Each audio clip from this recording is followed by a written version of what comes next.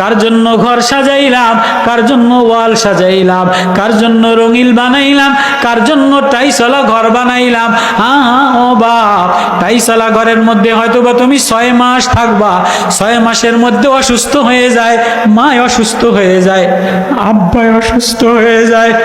1 বছর যাইতে না যাইতে মা কোনায় বসে বসে কান্দে, মা কাঁদো কা বাজার, জাদু আমার আর ভালো লাগে না। কি হয়েছে? পেটের কোনায় ব্যথা করে। মারে হাসপাতালে আম্মু চলে গেছে, মার পিত্তথলিতে পাথর হয়েছে। এই মা ছেলেরে খাওয়ানো, ছেলের কষ্টের জন্য, ছেলের শিক্ষিত হওয়ার জন্য, ছেলের সুখের জন্য কোনোদিন টাইম মতো গোসল করতে পারে নাই, টাইম মতো খানা খাইতে পারে নাই, এটা সিদ্ধ ডিম খাইতে পারে নাই, আস্তা মাছ ভাইজা কোনোদিন খাইতে পারে নাই। ছেলেরে খাওয়াইছে, ছেলেরে শিক্ষিত বানানোর জন্য ছেলের কলেজের টাকা দিছে, ছেলের বই কেনার টাকা দিছে, আজকে ছেলে বিল্ডিং বানাইছে।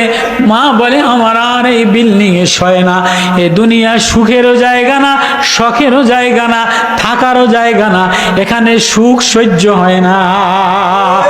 যে সুখের সময় আসে এমনি আস্তে আস্তে একটা একটা করে অচল হওয়া শুরু হয়।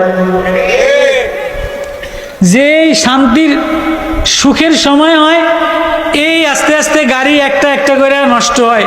একদিন নাট বল্টু, একদিন পিত্তথলি, একদিন লিভার, একদিন ডায়াবেটিস, একদিন প্রেশার, একদিন হার্ট, একদিন চোখ, চোখে দেখে না, আরেকদিন বুক ধরপর করে, একটার পরে একটা ব্যারাম, একটার পরে একটা রোগ, চলতে পারে না, উঠতে পারে না, দেখে না, শোনে না। তো এই মারে নিতে নিতে হাসপাতাল আনতে আনতে যেই সুখের বিল্ডিং করছে, তো মা 6 মাস হয়েছে সুখের বিল্ডিং এ থাকতে পারে না। আব্বাই সুখের বিল্ডিং এ 1 বছরও থাকতে পারে নাই। তাহলে এটা সুখেরও জায়গা না, থাকারও জায়গা না। তাহলে যেখানে বেশি দিন থাকবা, বেশি দিন থাকার জায়গা হইল কবর। কবরটার টাইস কি দিয়া বানাইলা, কবরটার পাঙ্খা কি দিয়া বানাইলা, কবরটার লাইট কি দিয়া বানাইলা। তোমার জিন্দগির আমল নামায় জিকির নাই, তেলাওয়াত নাই, নামাজে মজা নাই, জিকিরে মজা নাই। শেষ বিদায়ের ঘন্টা বাইজা গেল, কি লইয়া রওনা দিলা।